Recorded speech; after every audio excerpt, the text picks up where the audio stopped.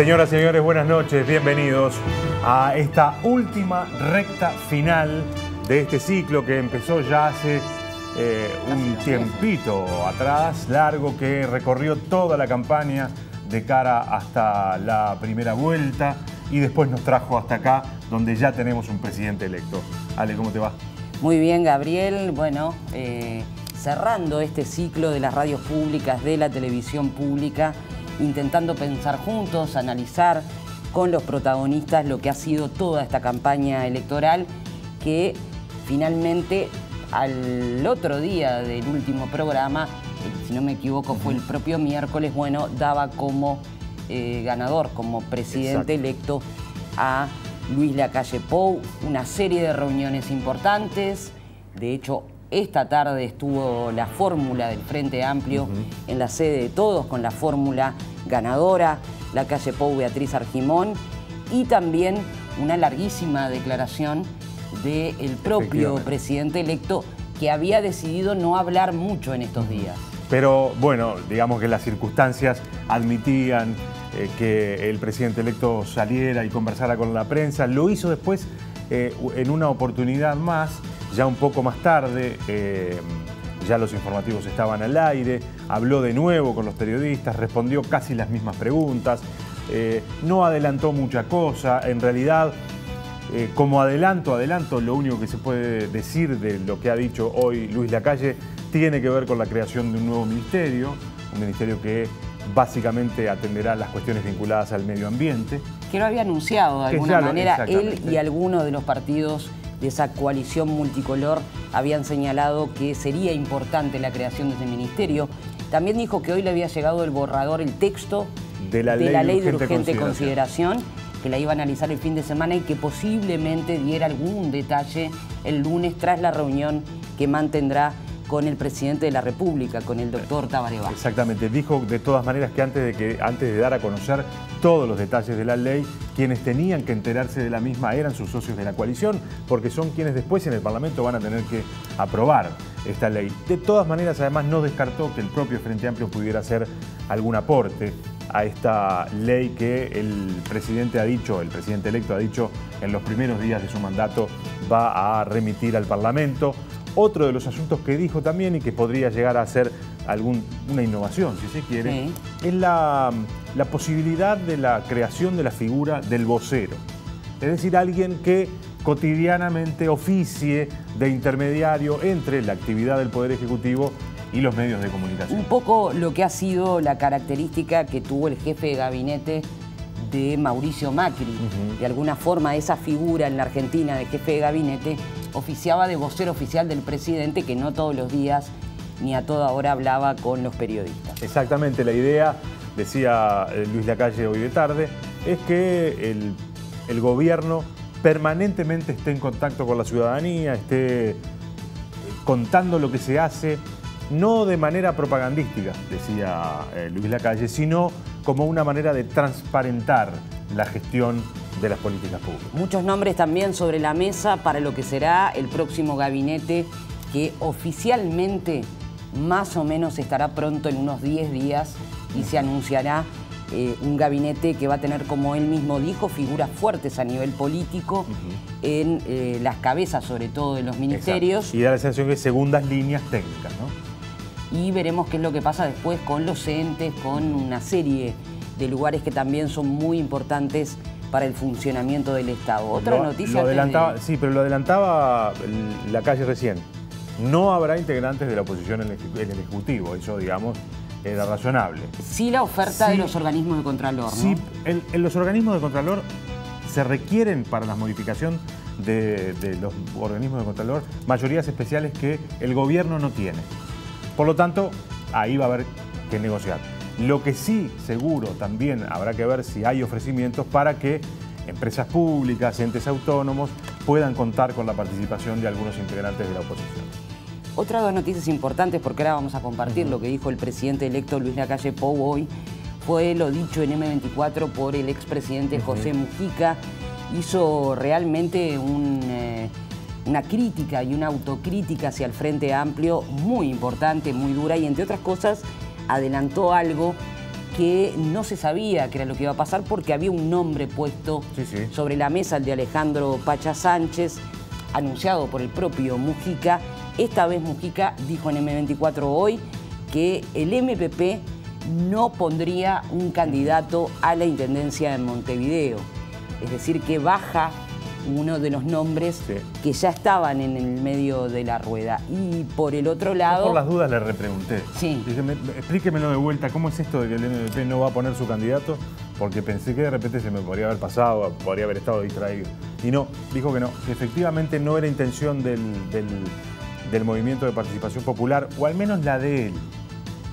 La opinión de José Mujica en el MPP, ya todos la conocemos, el peso específico que tiene. Le parecía que para construir un ambiente y un espacio de unidad no le parecía razonable imponer un nombre desde su espacio, que todos sabemos es el espacio mayoritario hoy del Frente Amplio. Y antes de compartir entonces los dichos del presidente electo Luis Lacalle Pou, también compartir con ustedes algo que es la primera vez que pasa en nuestro país, porque esta tarde se realizó la primera audiencia de formalización oral y pública en una causa por delitos de lesa humanidad. Estamos hablando de ese centro de detención clandestina denominado Los Vagones, en Canelones, por donde pasaron alrededor de 400 personas. Finalmente la justicia, por primera vez, además, como digo, en audiencia oral y pública, procesó a 3 ex policías imputados. Estamos hablando de Guillén de Ferreira y de Vitali, con prisión preventiva. Y bueno, se pone en marcha también otro punto de lo que es el nuevo Código del Proceso Penal y las nuevas formas del procesamiento. Vamos a ver entonces lo que Luis Lacalle Pou decía esta tarde, luego de reunirse con la fórmula del Frente Amplio. Estuvieron allí Daniel Martínez, estuvo Graciela Villar. La reunión duró entre unos 30 y 35 minutos. Después Luis Lacalle Pou fue a visitar al presidente de Costa Rica, que está de visita en nuestro país, y fue cuando salió del hotel cuando se encontró con los periodistas y allí hacía estas declaraciones. Vamos a ver lo que decía Luis Lacalle Pou esta tarde. Tomada la noticia, entonces suspendido el acto hoy. ¿Para cuándo pasa? Justamente lo anunciaban para mañana a misma hora. Sí, lamentablemente se nos está complicando más de lo que hubiéramos querido. Lamentamos por la gente que estaba viniendo de muchos lugares, pero bueno, ante esta situación del clima, más vale cuidar a los que venían a festejar. Y mañana, me estaban diciendo los organizadores, mañana a las 11, 11:30 en el mismo lugar, si el clima nos perdona. Bien, ¿cómo estuvo esta reunión con el presidente de Costa Rica? Bien, bien, es un país que conozco mucho, que quiero mucho. Es un país que ha entendido el desarrollo sostenible, el cuidado del ecosistema, un turismo basado justamente en el cuidado del medio ambiente, que ha colaborado distintos presidentes a lo largo de la historia. Recuerdo un documento del presidente Oscar Arias que se llamó Paz con la Naturaleza. Nosotros en el 2010 lo trajimos a discutir aquí al Uruguay. Un país que está apostando al conocimiento, allí tiene algunas coincidencias con nosotros. Me alegro de que haya visitado instituciones nuestras y que se vaya con una buena imagen, y que bueno, tiene algunos problemas regionales distintos a los nuestros. Me gustó, tiene una cabeza abierta, una persona muy joven. Yo pensé que era joven, pero al lado del presidente de Costa Rica me doy cuenta que ya estoy quedando veterano. Una buena reunión. ¿Se proyectó algo de acuerdo justamente a lo que ¿Se proyectó algo de acuerdo a lo que tiene que ver justamente con acuerdos comerciales a futuro? Intercambio y cooperación, básicamente, ¿no?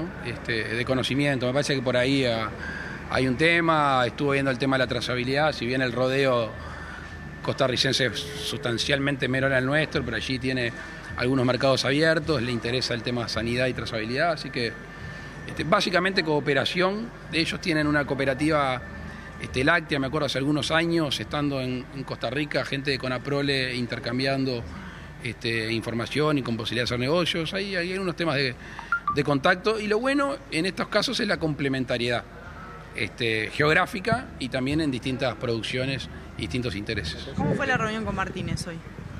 Bien, una reunión protocolar, típica del Uruguay. Recién yo hablaba con el presidente, me dijo, bueno, no es muy común que un país quede 4 días con un presidente clandestino, un presidente que nadie sabe quién, que no está definido, y ustedes lo vieron.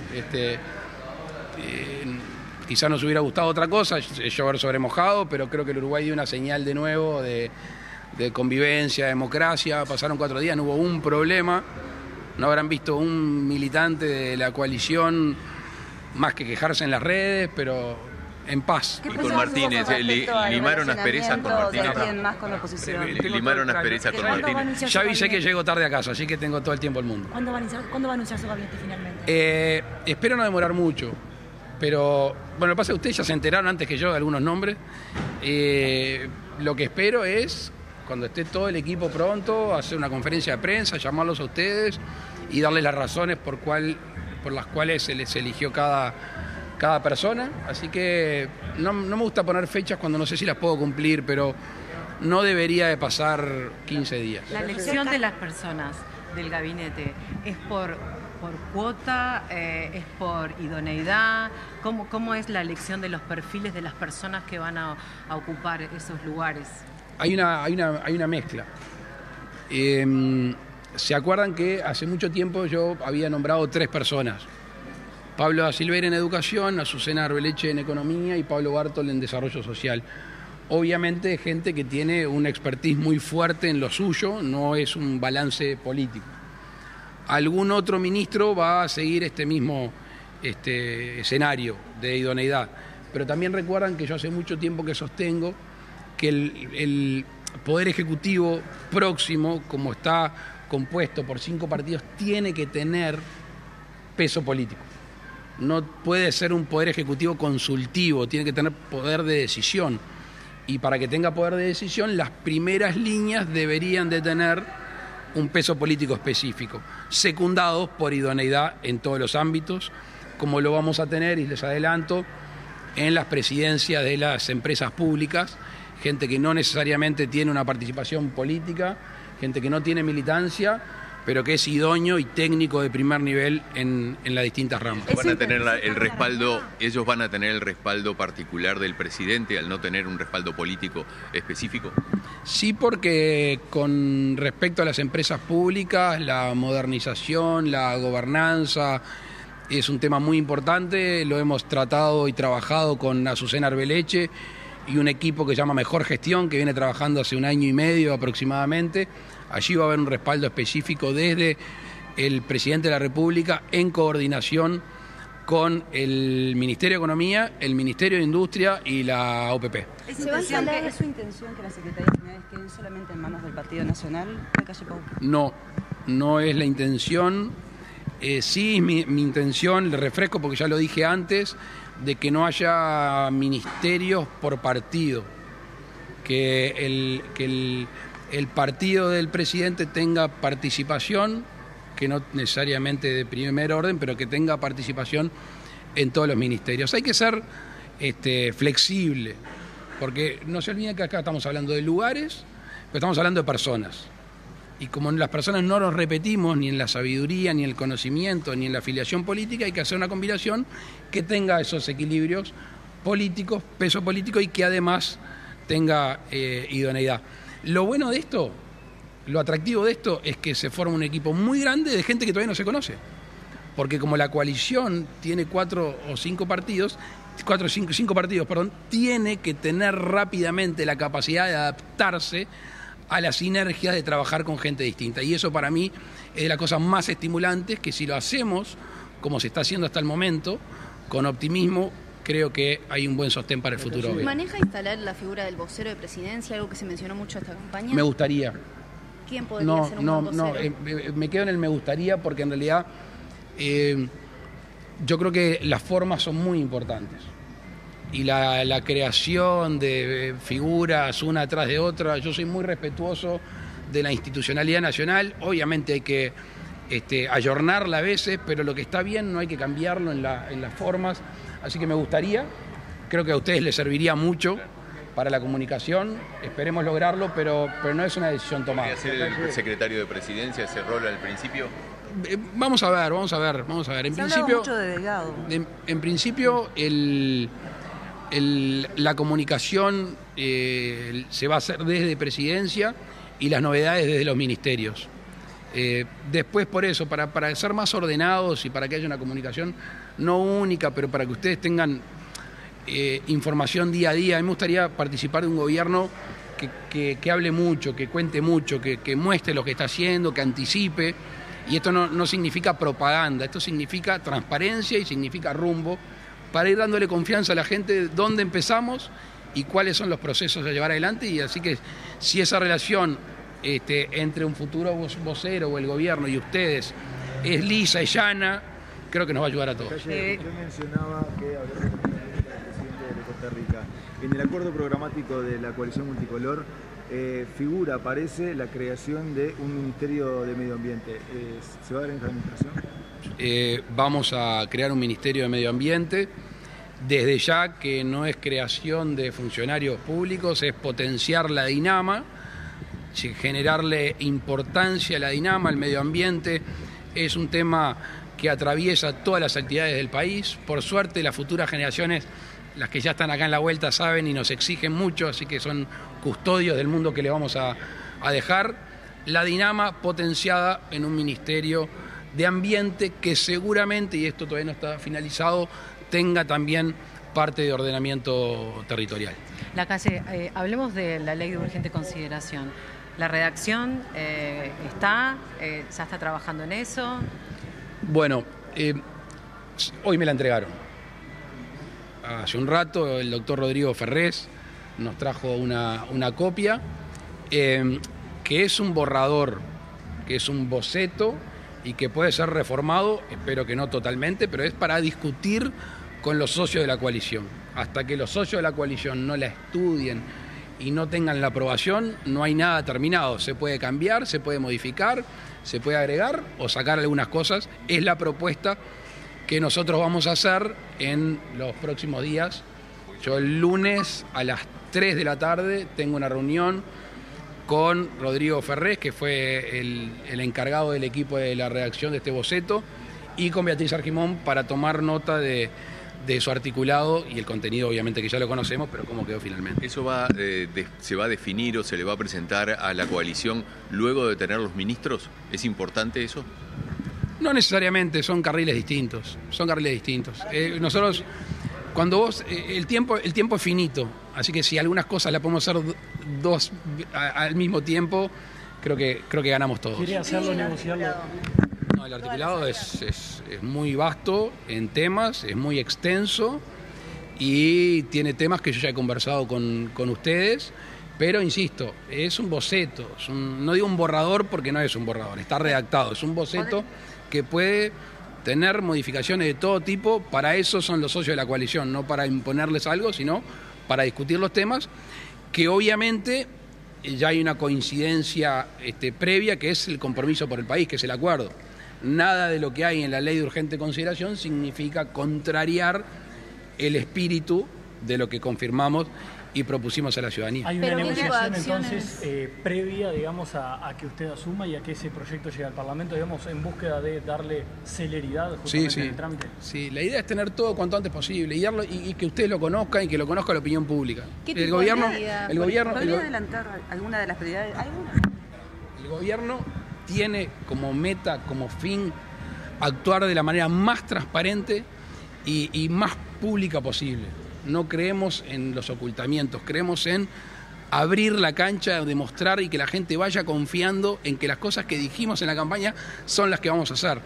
Y eso me parece muy fuerte para el círculo virtuoso de confianza y expectativas entre el gobierno y los ciudadanos. ¿Adelantar algunas prioridades? Ya los he adelantado, pero el lunes, si no el lunes ya no tengo nada que hablar con ustedes. ¿Qué espera de la reunión con Vázquez?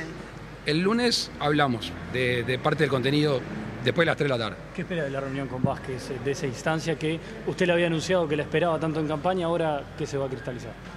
Me parece otra cosa típica de nuestro país, ¿no? Y distinta y buena de nuestro país.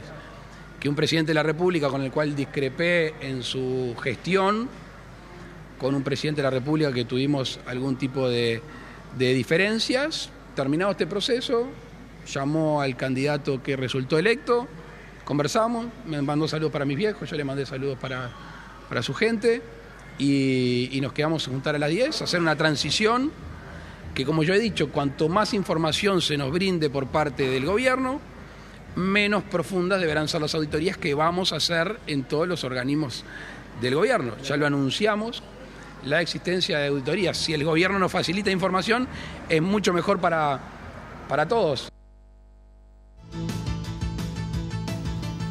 Bueno, lo que les decíamos, gran parte de lo que decía el presidente electo Luis Lacalle Pou esta tarde, después de un silencio prudente que había mantenido desde el 24 en adelante, ¿no? Trató todos los temas que se le preguntaron, que se le consultaron.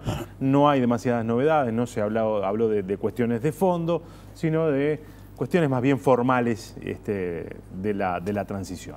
Veremos qué pasa y si es posible que de esas cuestiones de fondo, al menos de las grandes líneas de fondo, se conozca algo en la próxima semana, después de la reunión con el propio presidente de la República, el doctor Tabaré Vázquez, y de delinear un poco mejor este boceto, como él mismo definió, a la ley de urgente consideración. Nos va a acompañar en este rato el doctor en Ciencias Políticas, Daniel Chasquetti. Gracias por acompañarnos. Gracias por la invitación.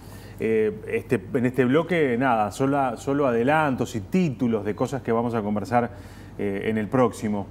De lo que decía recién Luis Lacalle Pou,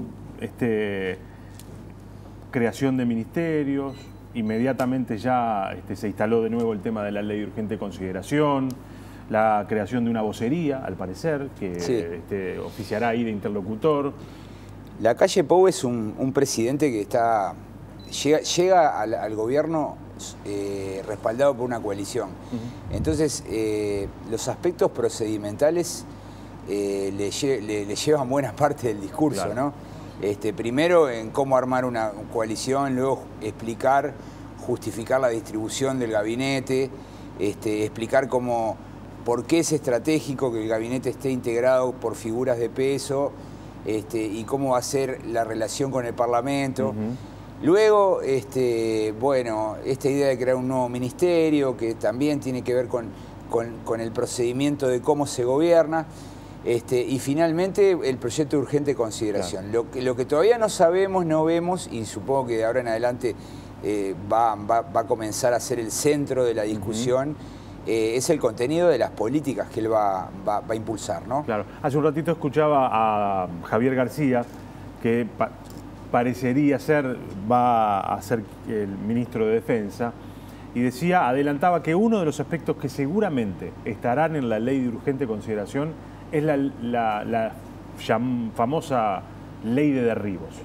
O sea que ya adelantó algo sobre algún contenido que habrá ahí, ¿no? De alguna forma también ellos mismos habían dicho que ese sería en algún momento un tema, como el hecho de ver qué pasaba con medio ambiente y deporte, lo adelantaba aquí mismo en recta final. De alguna manera el referente de Lacalle Pou en materia deportiva, Bauzá. La historia es saber lo que no conocemos que está dentro de esa ley y no los adelantos obvios que por algún lado han salido a través de lo dicho por el propio Lacalle. Todo lo que esté en esa ley ya está en el programa, dijo él. Sí. Bueno, vamos a discutir largamente sobre ese procedimiento, ¿no? Porque acá lo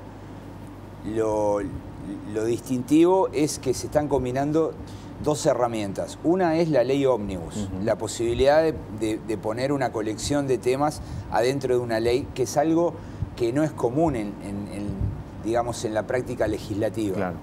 Cada vez que un legislador va a hacer una ley, está referido a un tema específico. Acá lo que se está haciendo es colocar adentro de una misma ley muchos asuntos que van desde la creación de un ministerio hasta modificar la importación de combustibles, la ley de derribos, una serie de asuntos muy diversos. Incluso podría llegar a pensarse que todo el programa del Partido Nacional esté ahí adentro. Claro. De forma tal de que si pasa esa ley, prácticamente luego lo que le va a quedar es pasar cada año la ley presupuestal, ¿no?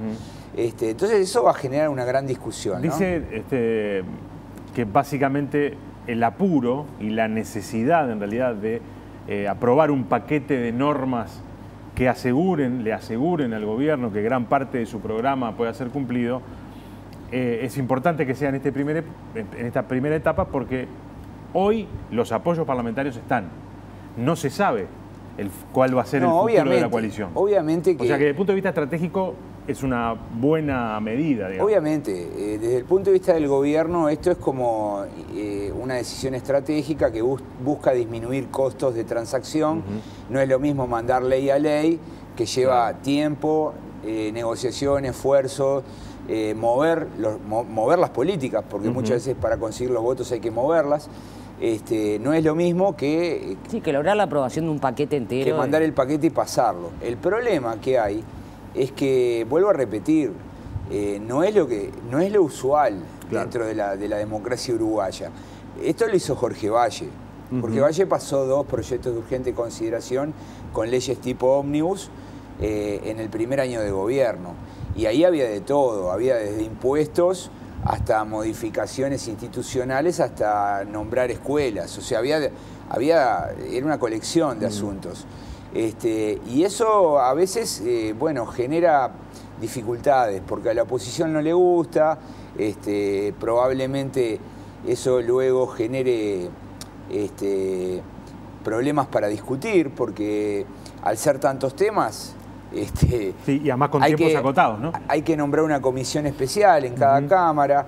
Los legisladores de la oposición tienden a concentrarse en algunos asuntos y otros los van a dejar correr. Entonces es probable que se modifiquen muchas políticas públicas sin un debate serio, ¿no? Claro. Entonces eso para mí es preocupante.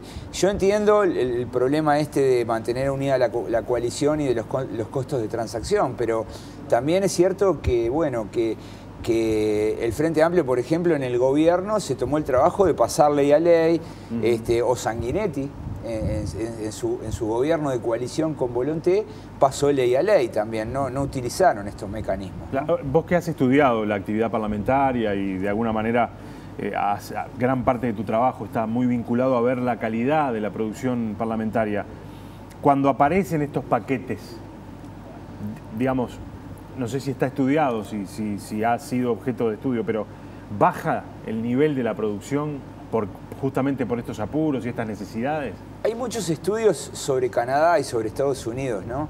En Estados Unidos es una práctica muy común en el nivel estatal, precisamente por esto, ¿no? Porque como los partidos políticos no son muy disciplinados, lo que hace el presidente es reunir todas sus prioridades en un solo paquete y lo manda. Y bueno, y en definitiva recluta los votos una sola vez. Claro. La literatura lo que sostiene es que no está muy bueno para la democracia, ¿no? Precisamente porque estás amputando la dimensión deliberativa.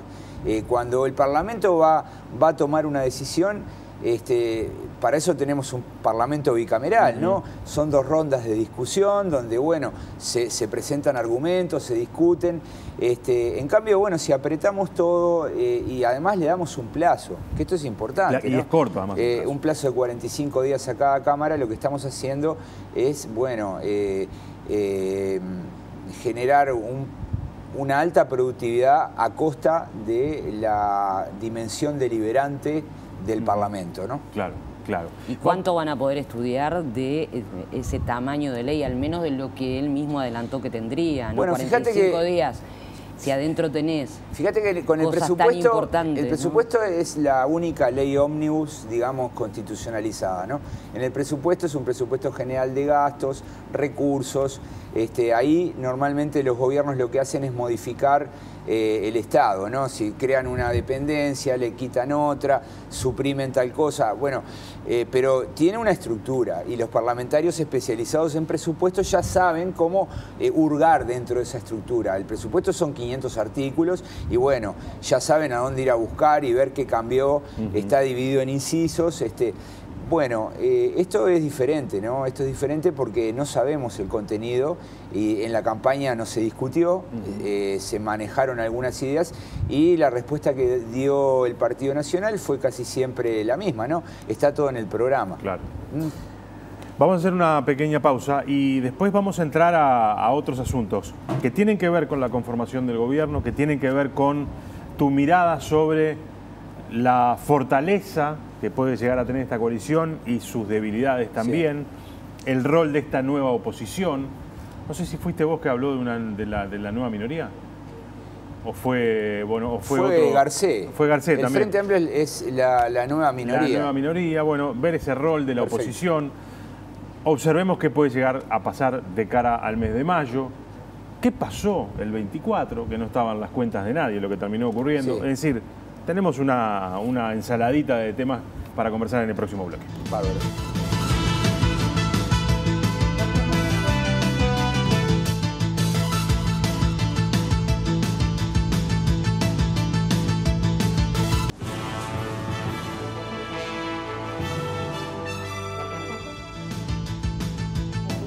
Están ahí. Señores, seguimos en esta recta final, es la última recta final, ya... Nos toca cerrar. Nos toca cerrar a partir del lunes que viene, la programación habitual de Televisión Nacional es la que estará en pantalla. Vos le tirabas como una batería, Daniel, de temas. Muchas cosas. No sé por dónde empezar en realidad ahora. Podríamos empezar por lo que fuese resultado. Claro. Bueno, y después vamos al gabinete y a cómo viene la transición. ¿Qué pasó el 24? Bueno, ¿qué se puede decir? No, a ver, tenemos un problema, es que en realidad no tenemos formas de demostrar nuestras hipótesis por el momento. Para poder chequear y descartar explicaciones, lo que se necesita es hacer encuestas, eso se va a hacer. Los colegas de las empresas encuestadoras normalmente incluyen preguntas porque todos tenemos mucho interés de comprender, ¿no? O sea, las encuestas trabajaron bien para octubre, sobre todo las telefónicas, mejor que las de internet. En noviembre era de esperar que anduvieran bien. Cuando vimos el cierre de los números en la semana previa, que se fueron presentando lunes y martes, ahí ya veíamos que había una diferencia entre 6 y 7 puntos. Y cuando proyectaban los indecisos, eso podía llegar hasta 8 puntos, ¿no? De distancia. Evidentemente que las proyecciones de indecisos fueron malas. Ellos trabajan con modelos para tratar de pronosticar cómo esos indecisos se pueden llegar a comportar. Esos modelos están construidos a partir de otras preguntas que esos indecisos responden. Ahora, evidentemente esos modelos de distribución estaban mal, pero también lo que puede haber ocurrido es que desde el cierre, que debe haber sido el lunes, martes, hasta el domingo, esto se haya ido moviendo. Y si eso ocurrió así, si se siguió moviendo y las encuestas estaban bien, lo que tenemos que buscar son...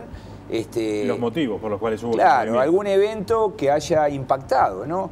Y yo creo que el evento que más, para mi gusto, el que más impactó es el video de Manini combinado con la declaración de esta revista de... Silva Valiente, ¿no? Claro.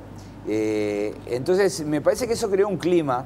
Yo estuve revisando, tratando de juntar evidencia, ¿no?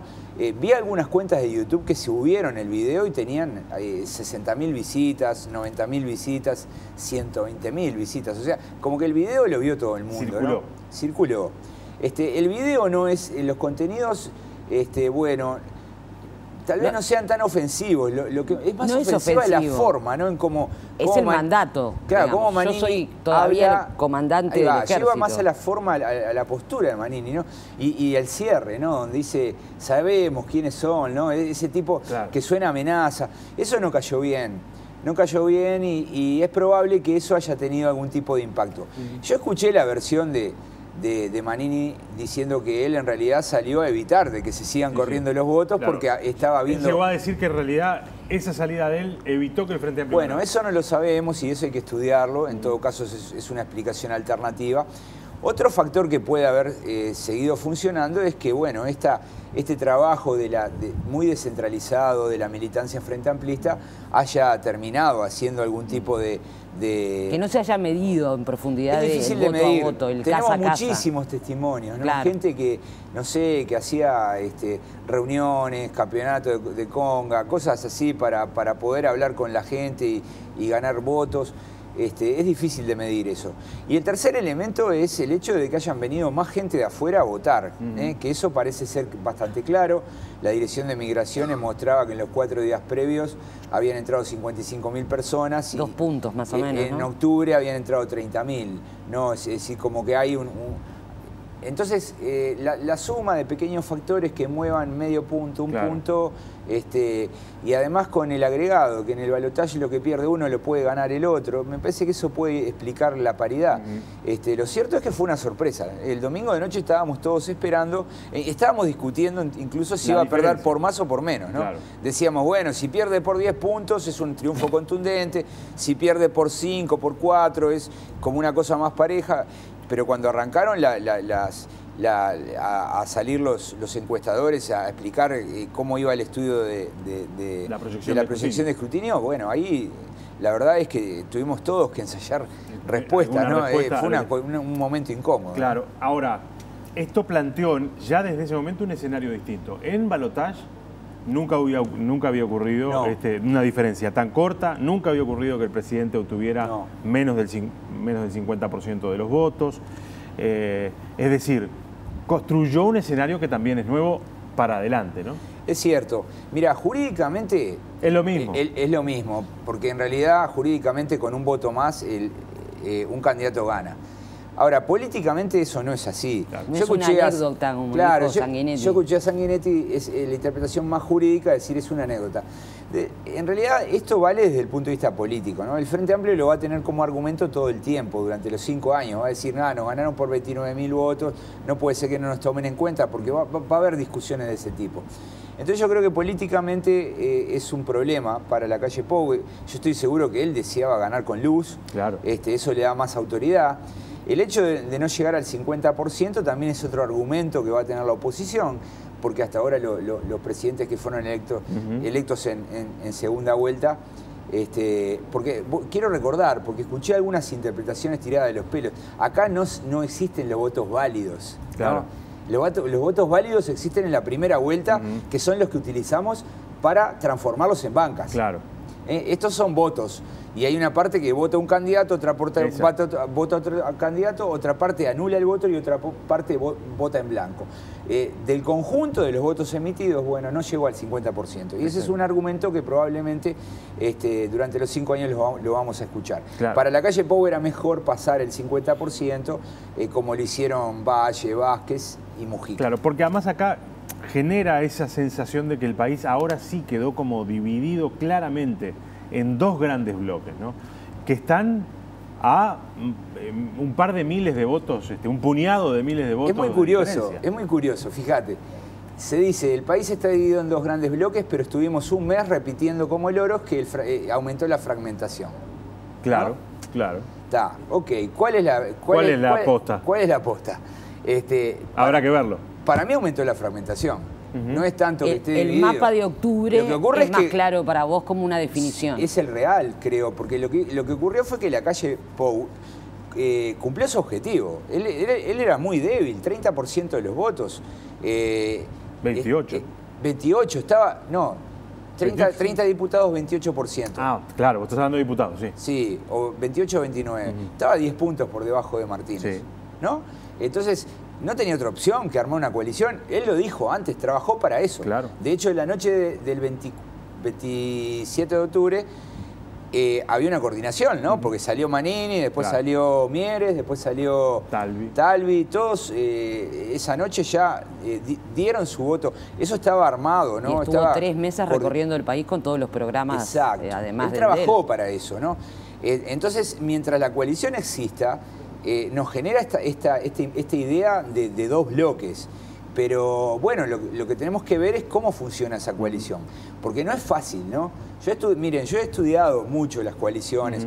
Hice mi tesis de grado sobre coaliciones en Uruguay, luego mi tesis de maestría estudié 12 países de América Latina, más de 71 gobiernos, publiqué un libro en el 2008. Y la idea que yo tengo es que no es fácil formar una coalición en un sistema presidencialista. Claro. ¿Por qué no es fácil? Bueno, porque en realidad hay muchos estímulos para entrar, pero luego hay muchos estímulos para irse, ¿no? Claro. Para entrar porque el presidente está necesitado y el presidente tiene monedas de cambio. ¿Cuáles son las dos monedas de cambio que tiene el presidente? Su programa, que va a estar dispuesto a modificar para que vengan, y el segundo, los cargos. Los cargos. ¿Tá? El tema es que cuando se modifica el programa y se entregan los cargos, bueno, ahí empiezan a regir los incentivos. Che, ¿cuándo nos vamos? ¿No? ¿Cuándo nos vamos? Esa es un poco la discusión durante el gobierno de Valle. Cuando vino la crisis, Larrañaga lo desbordó a la calle Padre y terminó obligándolo a salir del gobierno, ¿no? Entonces, la pregunta es, bueno, ¿cuánto va a durar esta coalición? Bueno, va a depender de si le va bien o mal en el primer año, si le va bien o mal en el segundo, del prestigio que pueda mantener la calle Pou, de los resultados legislativos. Ahora, mi pregunta es, en una coalición de este tipo, con una alta fragmentación, te planteo dos escenarios distintos. Sí. Un gobierno que es exitoso y que entonces tiene números para exhibir, obras para exhibir, un presidente Eso es un incentivo para quedarse. ¿Pero es para quedarse? Y sí... Pero si no me desprego ahora, bueno, ese es ¿cómo se conforma, digamos, la oferta electoral? Es el dilema de Volonté. No, nosotros estábamos estudiando coaliciones cuando Sanguinetti gobernaba y Volonté era el socio. Y a Sanguinetti le había ido bien, había reformado la Constitución, reformó el sistema de seguridad social, pasó un montón de leyes. Y bueno, y todos nos preguntamos, bueno, ¿y cuándo se va a ir Volonté? Y Volonté decía, no, yo me quedo. ¿Por qué? Porque el gobierno le va bien y yo voy a ser el reemplazo de Sanguinetti. Después se demostró de que el cálculo que hizo Volonté no fue bueno, porque Volonté ni siquiera pudo ser candidato en el 99. O sea, los candidatos fueron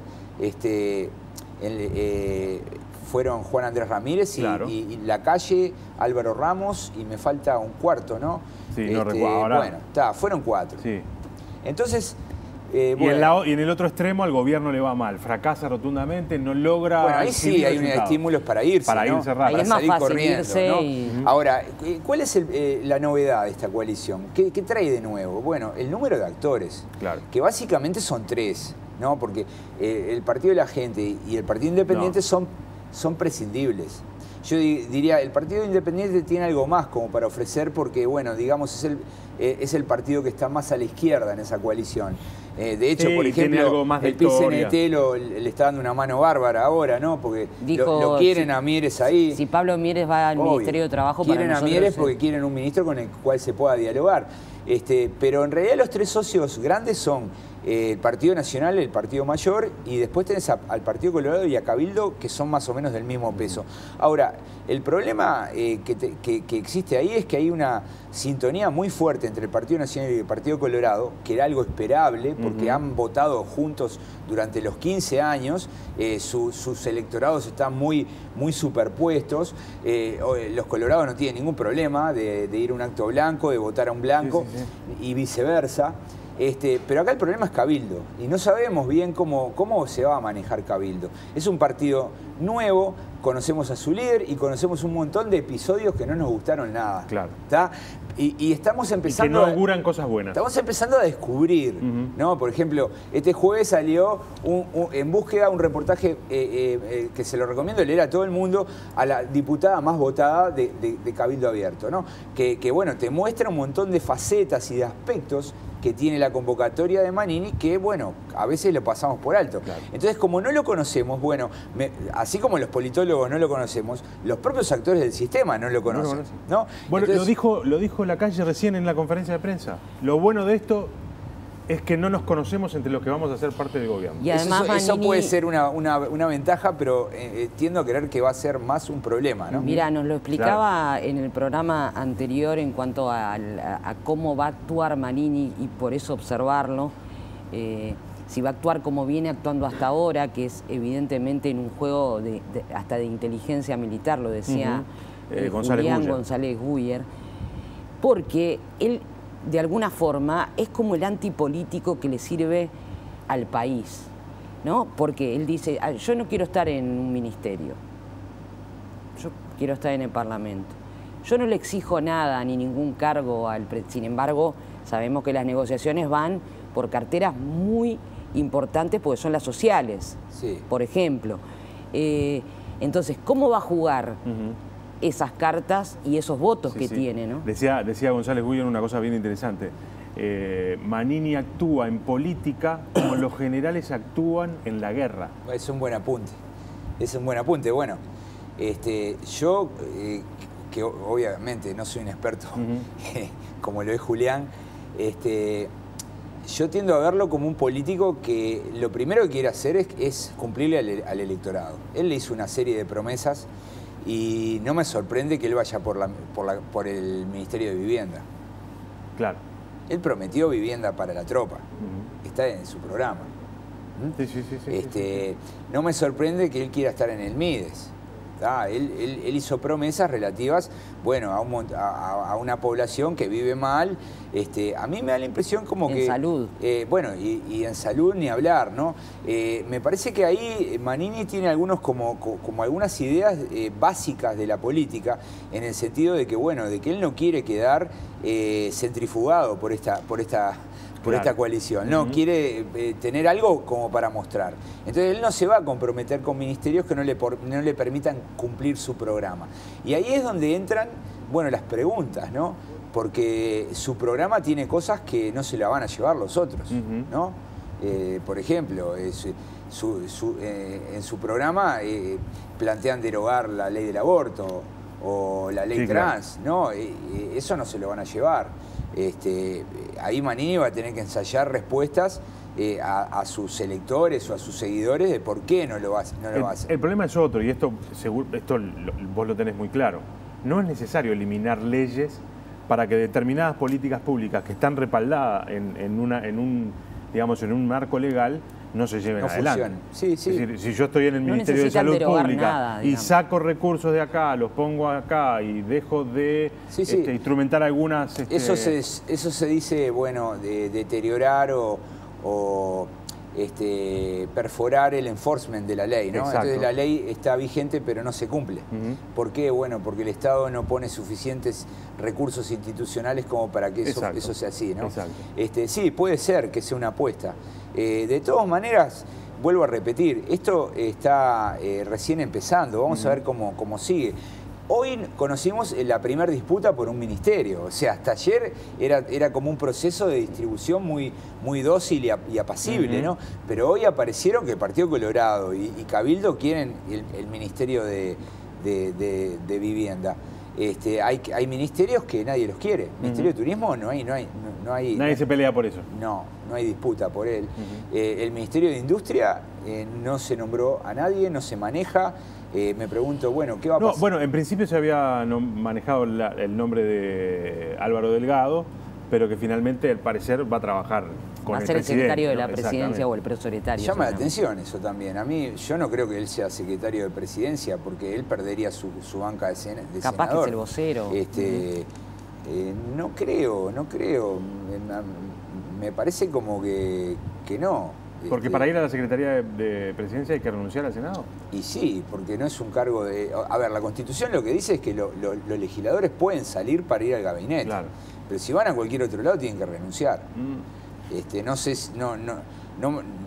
a menos que haya un compromiso muy fuerte y que esté hablado así, lo lógico sería que Álvaro Delgado vaya a otro lado. Entre otras cosas porque la Secretaría de Presidencia tiene una dimensión muy jurídica y formal, ¿no?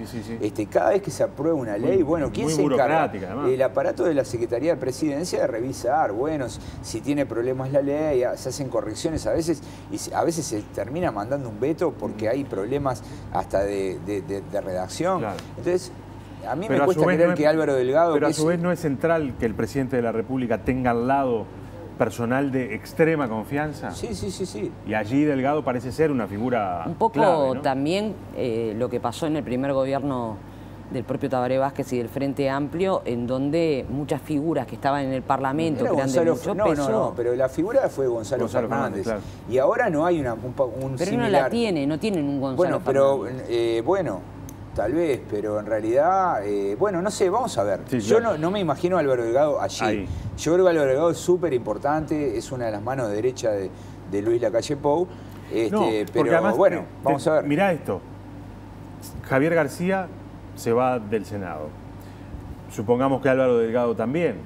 Supongamos que Larrañaga. Supongamos que Talvi. Sí. Supongamos que Larrañaga. Ya lo vimos esto, ¿no? Se queda sin 4 pesos pesados. Y el Frente Amplio tiene en el Senado. Sí, pero ya lo vimos. En 2005 lo vimos. Claro. Tabaré se llevó a Gargano, a Mujica, a Astori, Arana, Marina Arismendi, todos los líderes sectoriales fueron al gabinete. O sea, es obvio, las bancadas oficialistas se debilitan cuando echan mano a los principales líderes. Ahora, recién en el video que vimos, Lacalle lo fundamentó. Él quiere tener un gabinete que le dé certeza, que si todos firman el proyecto de ley, los votos estén. Es decir, esa es la forma. Seguramente Gabriel más adelante en su programa y no en recta final te va a estar invitando para seguir analizando estos temas, pero al menos 3 líneas sobre este Frente Amplio. Sí, tenemos unos minutos. Bueno, a ver, el Frente Amplio perdió de la mejor manera, ¿no? O sea, hay formas y formas de perder y yo creo que perdió peleando hasta último momento. Podría haber sido mucho peor. Ahora, yo creo que el hecho de que haya perdido por 30.000 votos no debería opacar o cubrir un problema severo que tiene el Frente Amplio, ¿no? El Frente Amplio como que perdió votos, arrancó la campaña muy bajo en intención de votos, estaban en el orden del 30%, o sea que la distancia hasta el 50% era muy larga y eso se debe a cosas, ¿no? Es decir, la explicación más corriente es que, bueno, se falló en el gobierno, hubo desgaste en el gobierno, no se resolvió el problema de inseguridad, pero me parece que como partido tiene problemas para discutir, ¿no? Yo noto que hay una demanda fuerte. ¿Se va un gobierno, digamos, a ver cómo decirlo, derrotado? ¿Es un gobierno que de verdad no tiene nada para exhibir? Tiene poco, ¿no? Tiene poco. Sobre todo si lo comparo con los 2 anteriores y sobre todo si lo comparo con el primero, que creo que fue el más productivo, el más innovador, el que removió más y estableció las bases como para que el país cambiara. Este gobierno fue más administrador, ¿no? Entre otras cosas porque, bueno, se enfrentó a una situación económica diferente y porque tuvo que enfrentar problemas inesperados, ¿no? Que te renuncie el vicepresidente y esté denunciado ante la justicia es un golpe muy duro. Y este tipo de cosas, bueno, yo creo que ahora se abre una etapa donde el Frente Amplio debería discutir, ¿no? El papel de las bases, ¿no? De la militancia, siempre fue muy relevante. Vos ponías un tuit hoy en el que reproducís una especie de carta que le mandaron a Miranda. De una militante muy dura, ¿no? Muy dura, muy dura. Es decir, yo no creo que esa sea la única verdad. Es una parte, ¿no? Es probable que haya otros problemas, pero como concepto general el Frente Amplio tiene que abrir un proceso de autocrítica. Ahí hay problemas en el gobierno, hay problemas en el propio partido, y bueno, tal vez haya que tenga que discutirlo. Me parece que eso es muy sano, además, ¿no? Sí. Hoy Mujica le decía a Gabriel en la radio que la dirigencia se había chanchado totalmente y que parte bueno, de que no estuvieron en el Mujica lo está diciendo con el diario del lunes, ¿no? Andrade, al comienzo de la campaña de las internas, se lo escuché decir de arranque. Decía, el Frente se alejó de la sociedad, se alejó de las organizaciones sociales. Creo que Andrade fue como el más contundente en esa línea, ¿no? Que ahora lo diga Mujica está bien, porque en realidad lo que te está indicando es que están empezando a entender lo que les pasa. Como partido está bueno que dediquen un tiempo. A mí no me gusta mucho. ¿Es ahora el tiempo de la autocrítica o es después de mayo? Bueno, viste que tenés mayo, pero lo que me impresionó mucho es que al otro día de la elección ya había gente proponiendo a Daniel Martínez para para intendente, ¿no? Cuando ni siquiera se hizo un balance del desempeño de Daniel Martínez como candidato, ¿no? Yo entiendo, ¿no?, que hay gente que, bueno, que vive de la política y depende de los cargos, pero hay que para hacer política hay que tener como también un poco más de cuidado, ¿no? Y de hacer balances y de analizar, tomarse un tiempo, ¿no? Porque si no, esos errores después en el futuro se pagan. Introdujiste un tema ahí que no lo hablamos en este rato, pero ¿cómo crees que fue el desempeño de Martínez en la campaña? Previo a octubre y previo a noviembre. Fue malo, no fue un buen candidato. O sea, yo creo que tal vez... ¿No fue un buen candidato o no se desempeñó bien? Porque son dos cosas distintas. Bueno, sí, está bien, deberíamos definir lo que entendemos por buen candidato, pero yo creo que la diferencia con los anteriores fue notable, ¿no? O sea, Mujica y Vázquez traccionaban ellos, ¿no? O sea, ellos arrastraban al partido, a la militancia, despertaban. Bueno, lo que pasa es que está bien, pero no siempre hay un Mujica y un Vázquez, ¿no? Está bien, pero como no siempre hay un Sanguinetti, como no siempre hay un Lacalle. Pero bueno, pero parece bastante claro que Martínez no es un candidato que tenga carisma, ¿no?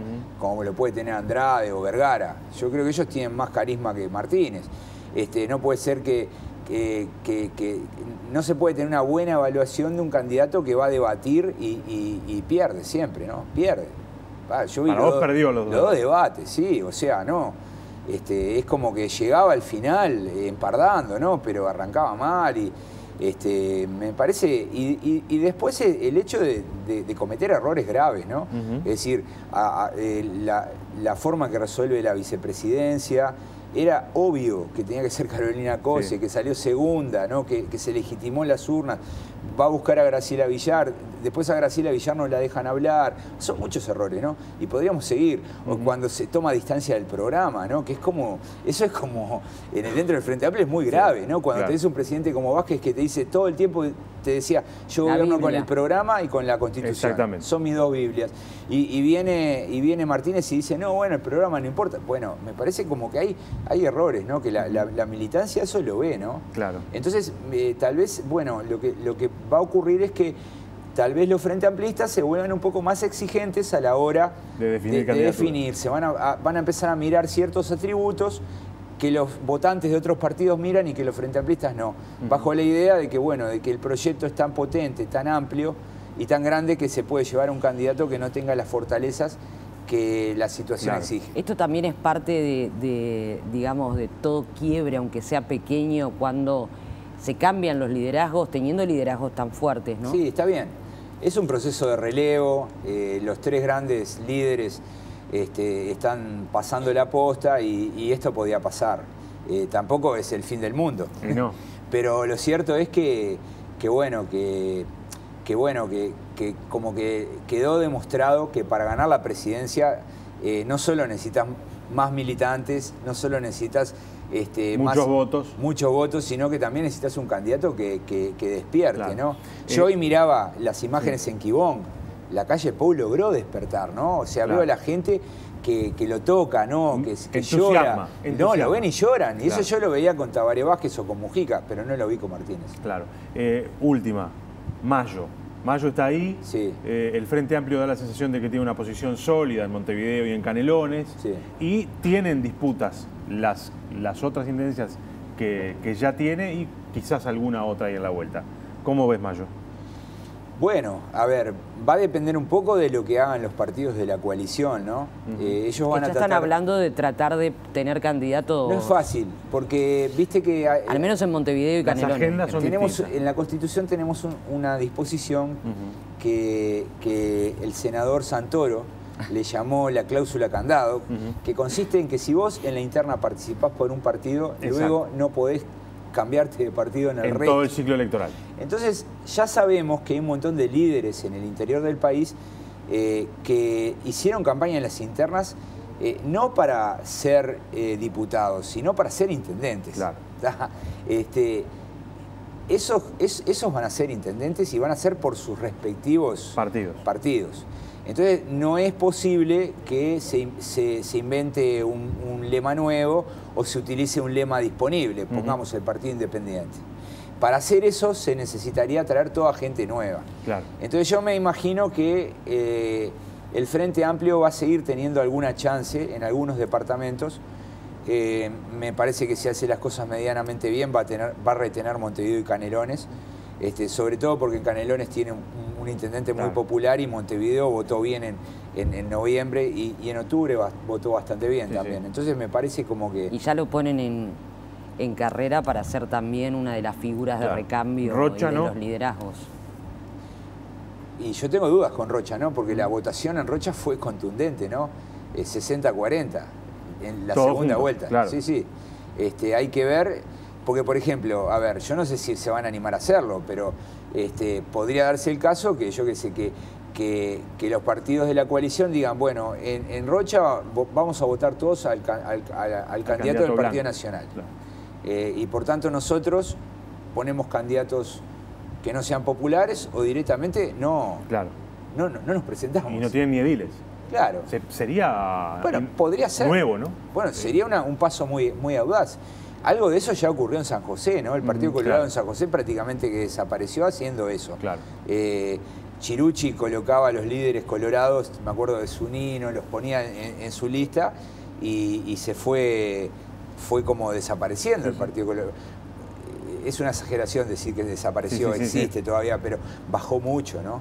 Bajó mucho por ese tipo de prácticas. O sea que dependiendo de cuál sea la estrategia de los partidos de la coalición, es que habrá que ver... Esa es la variable principal, o sea, quitando a Montevideo y Canelones, los otros 17, la variable principal me parece es la estrategia de los partidos de la coalición multicolor. Claro. Me parece que el guiño también, que además lo dijeron, fue Montevideo, ¿no? O sea, la clave estuvo en decir por qué no juntarnos para Montevideo, ya que pasó esto.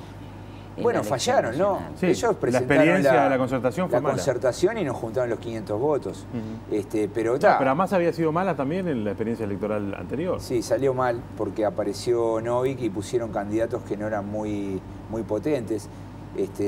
Pero bueno, yo he escuchado rumores de la posibilidad de usar el lema Partido Independiente. Eso permitiría colocar alguna figura del Partido Independiente que sea conocida, y bueno, ellos reservaron 500 nombres, ¿no? Porque la lista se inscribió, no llegó a los 500 votos, pero tienen 500 nombres, entonces tal vez de ahí pueda surgir algo, así que puede haber un intento, ¿no? De todas maneras, aunque logren los partidos de la coalición multicolor organizarse detrás, pongamos, de un lema como el Partido Independiente, yo creo que el Frente Amplio sigue siendo, por múltiples razones, sigue siendo favorito en Montevideo. Daniel, gracias. Gracias. Gran gusto, como siempre. Bueno, muchísimas gracias. Vamos a seguir conversando de esto. Bien. Pausa. Tenemos pausa y nos metemos en las redes sociales. Exactamente. Wow. ¿Qué pasó en estas elecciones? ¿Es la elección de las redes? Veremos.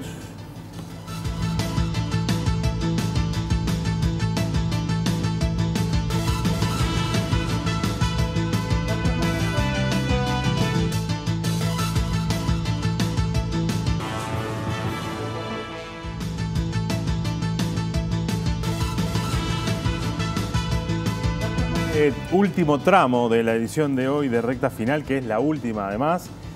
Vamos a volver a observar cómo se comportaron las redes sociales. Nos lo preguntábamos mucho, cómo cerrar esta recta final. Hablábamos con nuestra productora Ana Laura de Brito, con Gabriel, y decíamos, ¿esta fue la elección de las redes sociales? Para el Uruguay al menos. Claro. ¿Qué peso tuvieron? Veíamos algunas justificaciones de lo que había pasado en la última semana y también el peso de las redes en ese sentido. El peso de las redes en la veda. La veda, los saludos y los reconocimientos que se dieron primero en redes sociales, en fin. Muchos temas para poner sobre la mesa. Le agradecemos mucho a Johan Ávila, gerente de Analytics de Nightstream. Hemos estado aquí con Diego Barcia también, de la misma empresa, que nos acompaña hoy en el cierre. Sí. Muchísimas gracias por la invitación. No, gracias por acompañarnos. Venezolano, ¿no? Sí, de Venezuela. Bien. A ver, lo que decía Alejandra, es que podemos medir con claridad si las redes fueron protagonistas, no, más allá de los impactos, si fueron protagonistas en este proceso electoral. Protagonistas sin duda. nosotros desde Nightstream analizamos la conversación que se produce en las diferentes redes sociales y lo que sí detectamos es que, a ver, la trascendencia, la imagen del político, la imagen de los candidatos, de las fórmulas presidenciales, tuvieron una gran presencia en las redes sociales que seguramente marquen una diferencia con lo que fue las elecciones de 2014. Sin duda el mundo de las redes sociales cada día está entregando mucha más información, crea matices de opinión para aquellos que no se interesan tanto en la política como un militante que está día a día alrededor de su partido, y decir que todo lo que se generó en redes sociales determinó el resultado de la elección, y capaz hay un error grande, pero no quiere decir que no fue un gran actor que formó parte de toda esta competencia, todo este año, que desde las internas están generándose contenidos, están generándose temas de conversación, y que bueno, hay una realidad. Nosotros hablamos de realidades y redes sociales tiene diversas realidades y te entrega diferentes fotografías. Claro, nosotros siempre nos gusta aclarar que lo que pasa en las redes sociales no es lo que pasa finalmente en la vida, pero cada vez está teniendo como mayores puntos de coincidencia o mayores líneas que se tiran desde las redes a la realidad, ¿no? Es así, hay un peso importante y sobre todo en el tema político. Creo que si hay una de las cosas que nos dejó en su momento las elecciones en Estados Unidos y todo lo que se generó en Brasil, además con el caso Trump, con Bolsonaro en Brasil, dieron ese empuje para decir las redes sociales vinieron para quedarse, están cobrando cada día más fuerza, y ese proceso de innovación y de renovación que constantemente se da en redes sociales tiene una mirada, tiene una realidad allí para ser analizada.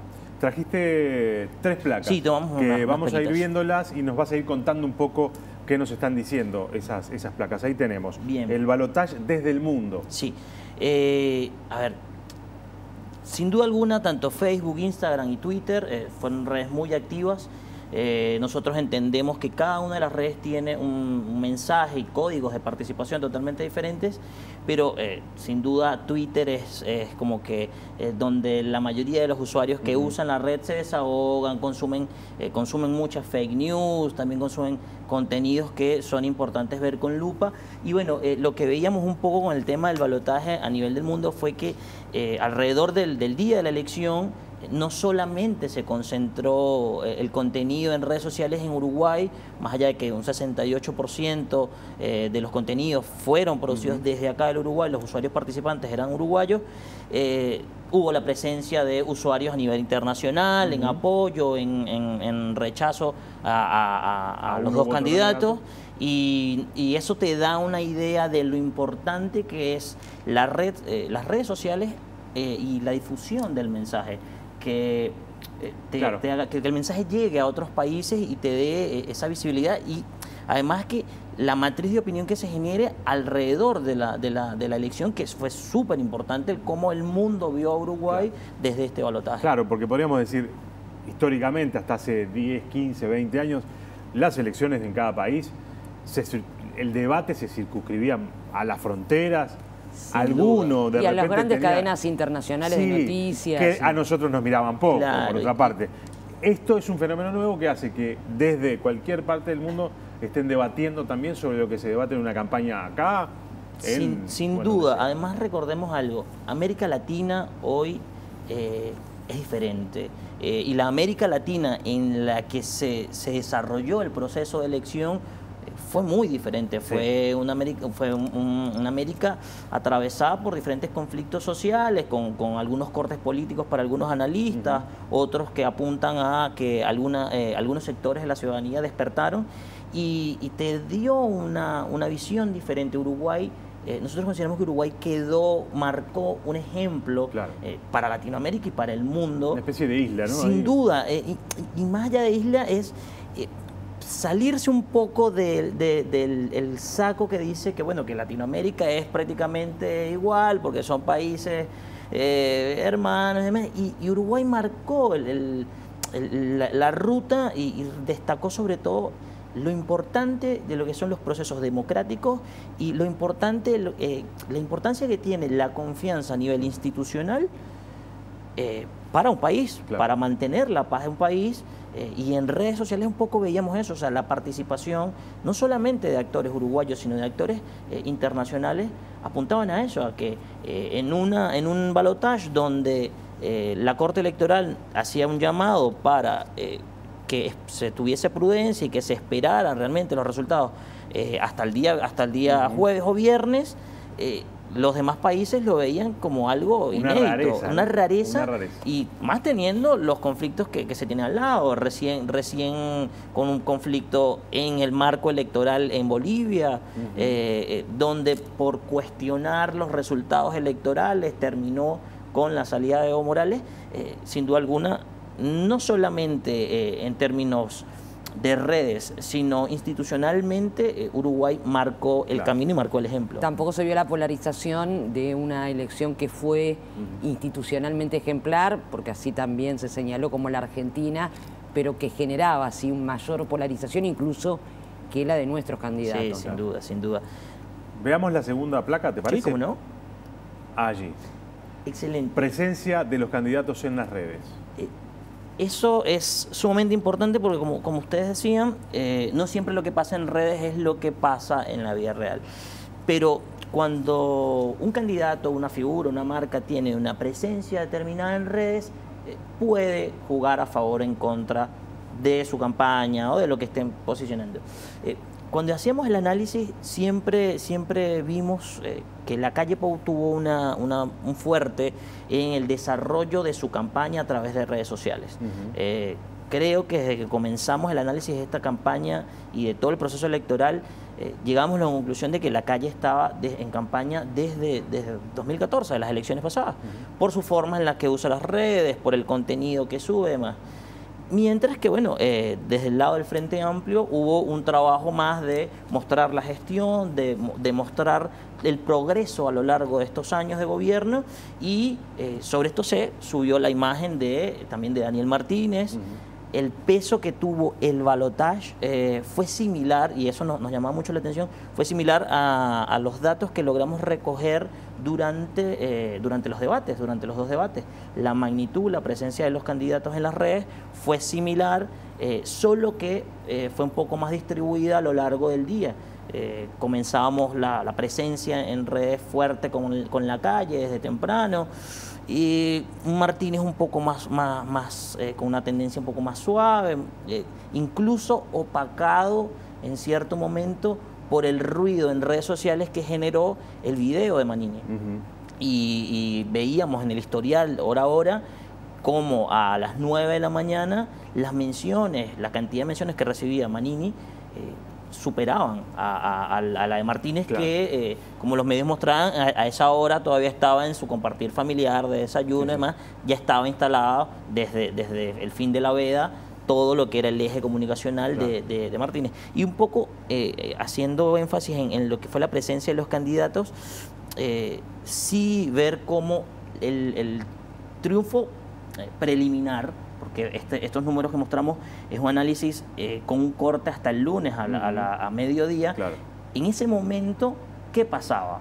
Teníamos a la calle Pou que en redes, quien no supiera quién era la calle Pou, ingresaba y ya lo veía como el próximo presidente de Uruguay, pese a que la Corte había llamado todavía a esperar un poco.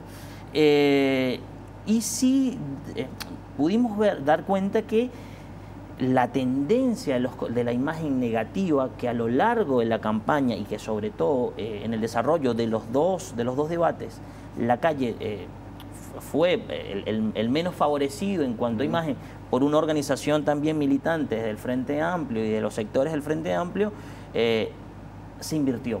La imagen ahora de la calle Pou en el día del balotaje. En el día del balotaje, y sobre todo alrededor de las 7:30, 8, cuando se levanta la veda y se comienzan a generar los primeros resultados, los resultados preliminares, la imagen de la calle Pou se invierte y quien pierde fuerza hacia el final del día de las elecciones y hacia el día lunes, en cuanto a la imagen positiva, fue Daniel Martínez, que venía trayendo un promedio alrededor de 60-70% de contenido favorable y cae alrededor del 50%, mientras que lo de la calle es totalmente al inverso. Al revés.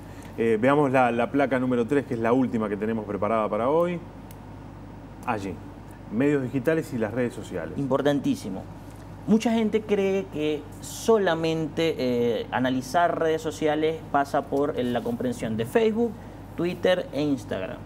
Pero hay un factor también que es determinante y que son los medios digitales.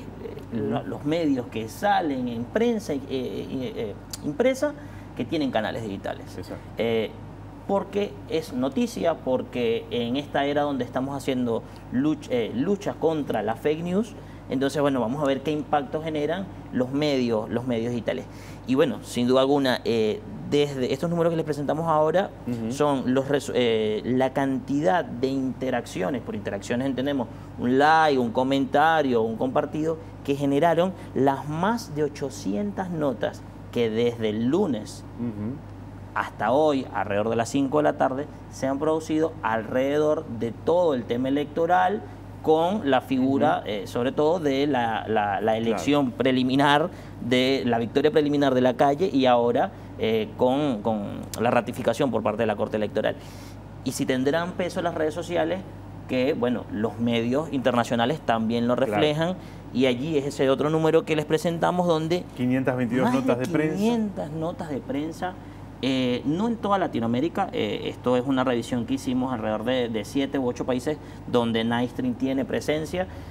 Hablan de la elección y del balotaje. Hablan de la elección y se generaron más de casi 300.000 interacciones con un público que no es uruguayo y que ingresa, que comparte, que comenta notas de prensa y que ahí es nutritivo ingresar, ver de qué se habla y bueno, un poco lo que mostramos en la primera placa, cómo obviamente el foco uruguayo, el discurso, el cambio, la transición y demás, pero luego a nivel internacional sí unas diferencias bien marcadas.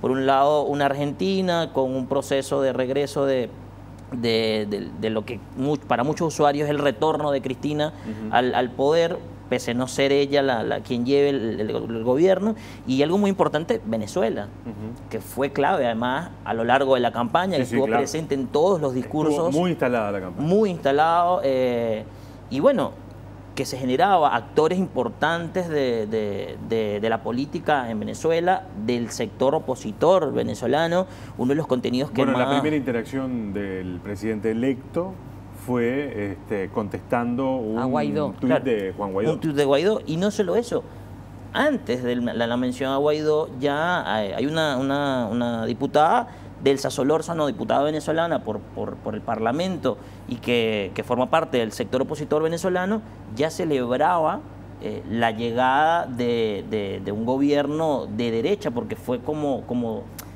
trascendió en redes, como que la ruptura de la izquierda en Uruguay, como un revés a los procesos del gobierno de Maduro en Venezuela y el retorno de Cristina en Argentina, sumado además a todo lo que en Latinoamérica está sucediendo, ¿no? En algún momento se los tiro, capaz que les sirve, estaría bueno también estudiar el peso de los medios uruguayos, por ejemplo, como pasa en otras partes del mundo, que tienen su versión digital, pero que tienen una línea política muy clara, ¿no?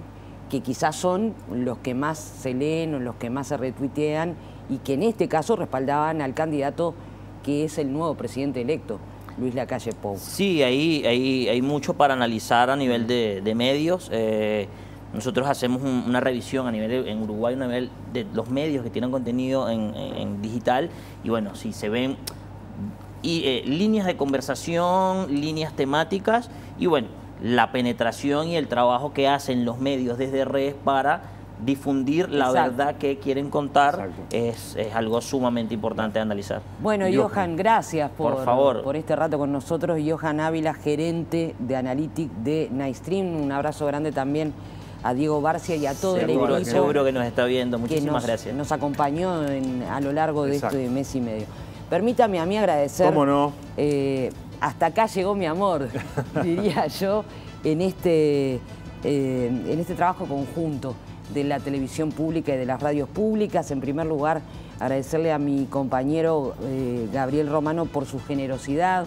El espacio este es el de su programa, tanto martes como viernes, y hace un mes y medio que me tiene instalada acá, tratando de compartir de la mejor manera, siendo muy generoso frente a tanta cosa que uno ve en las entrevistas, en el armado del programa. Ana Laura de Brito, la productora de este programa. Mira, voy a ir medio rápido. Rapidito. Miriam, que nos acomoda a mí, mira, milagros, chiquilines, con los rulos. Alma en el maquillaje, a Malena en el vestuario, que entendió un poco de la onda que yo tenía. Y tuvo que adaptarse. Y se tuvo que adaptar. Marcos Cabrera, Guillermo Hornos, Gabriel González, Facundo Florit, Guillermo Arregui, todos compañeros de cámaras que además me ayudaron a no tener tanto miedo de enfrentarme a la tele. Muchísimas gracias a todos los compañeros.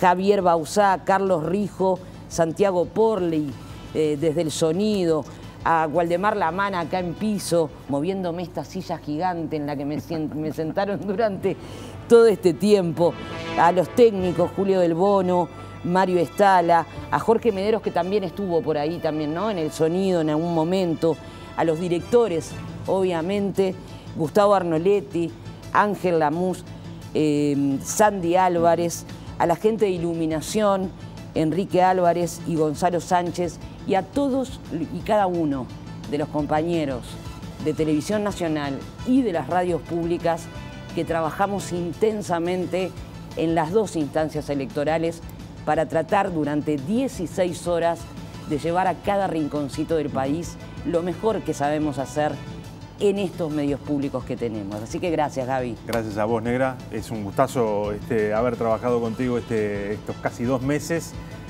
Vas a volver por acá seguramente, así que gracias. Y bueno, y con ustedes nos reencontramos en los espacios habituales a partir de la semana que viene, desde las 8, desde las 20 horas, ya no desde las 20:30. Se viene Pepe Sena ahora, ¿no? Viene Pepe Sena ahora, no se lo pierdan.